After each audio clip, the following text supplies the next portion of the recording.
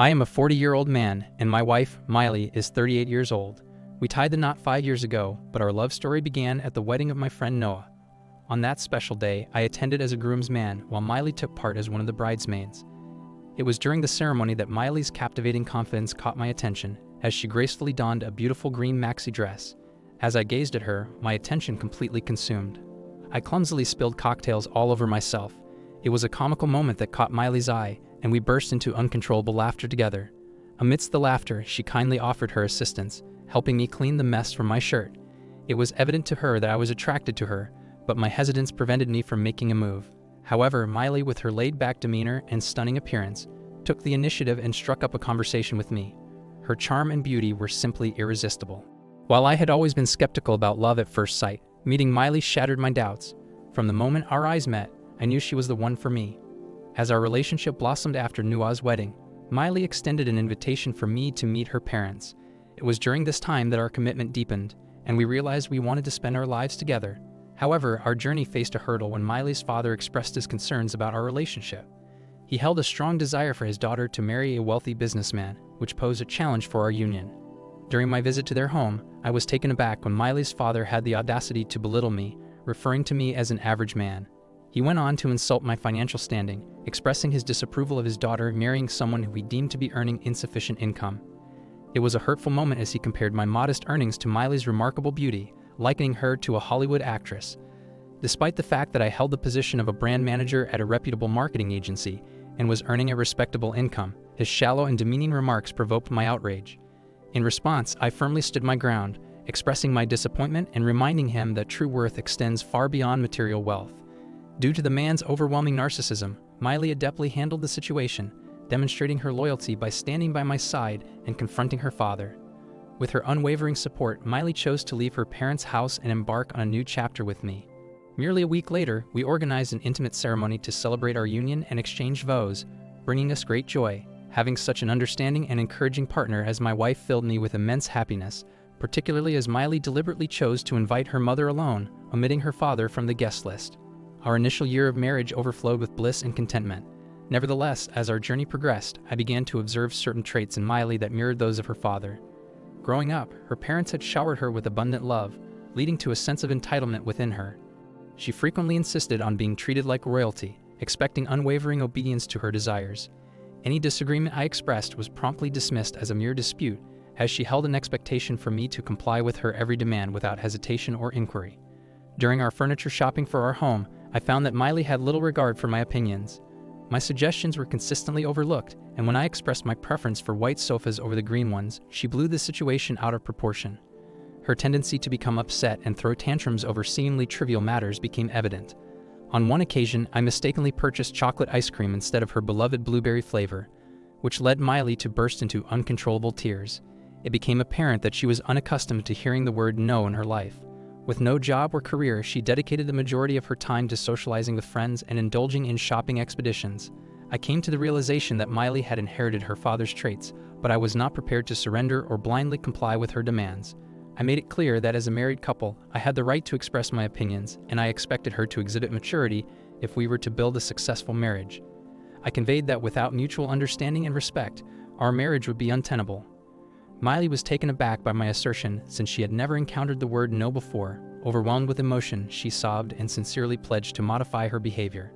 Although it was an unfamiliar experience for her, she was determined to make an earnest effort because she professed a deep love for me. Recognizing that her father bore responsibility for her spoiled demeanor, I chose to grant her an opportunity for growth, driven by my own love for her.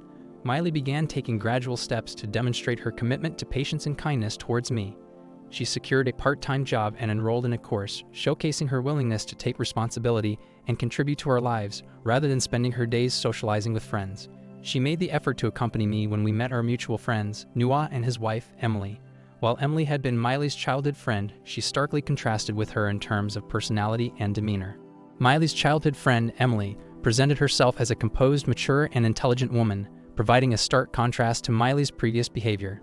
As Noah was my closest friend, we frequently engaged in collaborative efforts, working on various business ideas together. This led to frequent visits between our households. Through our unwavering dedication and hard work, Noah and I successfully launched our product, which translated into substantial financial gains.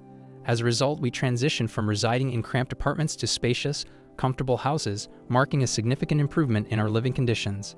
Upon hearing about my accomplishments, my father-in-law's perception of me began to soften, prompting him to initiate casual phone conversations. Initially, I harbored reluctance to engage with him, but with encouragement from Emily and Nua, who desired for me to let go of the past and extend forgiveness, I decided to answer his calls. Eventually, I embraced the idea and extended an invitation to my in-laws, welcoming them to our new home. When my father-in-law accepted the invitation and visited our opulent abode, he was taken aback by the extent of our newfound prosperity, as he had never anticipated my success. It was his own ill treatment and misbehavior that fueled my desire for wealth, serving as the impetus for me to tirelessly work day and night to achieve my goals. However, he persisted in pressuring both Miley and me to start a family, despite our reservations and personal preferences. Ironically, the man who initially opposed his daughter's union with me now expressed a sudden desire for us to have children. Recognizing his tendency to intrude in our lives, I maintained a reasonable distance from him. However, last year during Christmas, Miley's parents insisted that we host a grand dinner at our home, urging us to include a range of guests. In response, I extended invitations to Nua and his family, as well as my own parents and brothers, fostering an atmosphere of togetherness and celebration. Miley's parents insisted that I extend invitations to their friends and relatives for the Christmas dinner, citing their absence at our wedding as the reason. It became evident that their motivation was not solely to introduce their son-in-law to their acquaintances, but rather to showcase their connections and display our lavish house and wealth. Despite their desires, I declined to invite a large number of people, choosing instead to maintain a more intimate gathering. Nonetheless, Miley did invite a select few of her parents' friends and relatives to the dinner. During the Christmas dinner party, my parents and Nua's family arrived dressed in casual, yet appropriate attire for the occasion. However, I was taken aback when Miley's family appeared in overly formal and extravagant attire, as if they were attending a wedding rather than a casual gathering. To my surprise, friends and relatives of my in-laws began to act as if they were in their own home, dancing and utilizing our space without restraint. Miley had chosen to wear a short black dress, and the lively atmosphere had transformed our home into a bustling party scene, resembling more of a bar than a traditional Christmas dinner. This stark contrast to our usual quiet and simple family gatherings left me feeling uneasy. Observing the turn of events, my parents, who preferred a more tranquil atmosphere, made the decision to depart early, sensing that the gathering had evolved into something more akin to a disco than a traditional Christmas celebration. As the evening progressed, my father-in-law busily showcased our house, cars, and various possessions to his friends, while their children joined Miley on the dance floor. Meanwhile, Nua's family and I remained focused on enjoying our dinner and paid little attention to these unfamiliar guests. After our meal, Nua and Emily decided to leave early, having fulfilled their obligations for the evening. Feeling deeply dissatisfied with the party's turn of events, I expressed my frustration to Miley, emphasizing the need to bring the gathering to a close. Understanding my sentiments, Miley reassured me that she would take charge and asked me to retreat upstairs for some rest. Battling a pounding headache and growing anger towards Miley and her parents' eccentric friends, I locked myself in my room and sought solace in sleep. Awakening around 3 a.m. from a disturbing dream, I noticed Miley's absence beside me. Curiosity piqued, I decided to descend the stairs to investigate. To my astonishment and growing anger, I found the entire house shrouded in darkness, devoid of any illumination. The unsettling revelation awaited me as I discovered the lingering presence of the previous guests, who were now leisurely lounging on the carpets and sofas, seemingly undeterred by the late hour. Furious at this discovery, my frustration mounted further. Unable to locate Miley or her parents in the main living areas, I expanded my search to other rooms within the house. Eventually, I discovered her parents fast asleep in our designated guest room. Growing more concerned, I decided to call Miley's phone in an attempt to determine her whereabouts. As the ringtone echoed from within the house, I realized that the sound was emanating from another guest room. Sensing something amiss, I swiftly disconnected the call and cautiously entered the room to investigate. As I opened the door, a wave of shock washed over me when I found Miley alone in the room with an unfamiliar man engaging in a highly inappropriate situation.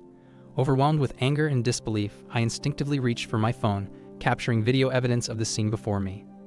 In a fit of rage, I confronted Miley, dousing her with water, causing her to be taken aback by my sudden presence as she had assumed I would be asleep and unaware until the morning. I punched the guy and threw him out of my house after yelling and making a scene. When Miley's parents and other guests woke up from my shouting, Miley's father explained that it was all a misunderstanding and that the man was his friend's kid. I told him to shut up. When Miley cried and begged me to give her another chance, I slapped her. However, her father persisted in offering feeble explanations, downplaying the severity of the situation and insinuating that I was overreacting. His entitled demeanor became increasingly apparent now that I had attained wealth, as he seemed appalled at the mere thought of me leaving his daughter. He proposed that, as a family matter, we should address it in the morning, sparing our guests the spectacle of a public confrontation. Reaching my breaking point, I no longer had any concern for the guests or my unfaithful wife. Therefore, I decisively ushered them all out of my house, even though it was the dead of night. Subsequently, I took the necessary steps to end my marriage by mailing divorce papers to Miley. The process of finalizing the divorce took months, during which time Nuha and my other friends stood by me, offering their support. Unfortunately, my greedy father-in-law attempted to manipulate and extort money from me. However, I was fortunate enough to possess irrefutable evidence of his daughter's infidelity, which ultimately worked in my favor. Despite Miley's persistent pleas for another chance, acknowledging her affairs and expressing remorse, I remained resolute in my decision.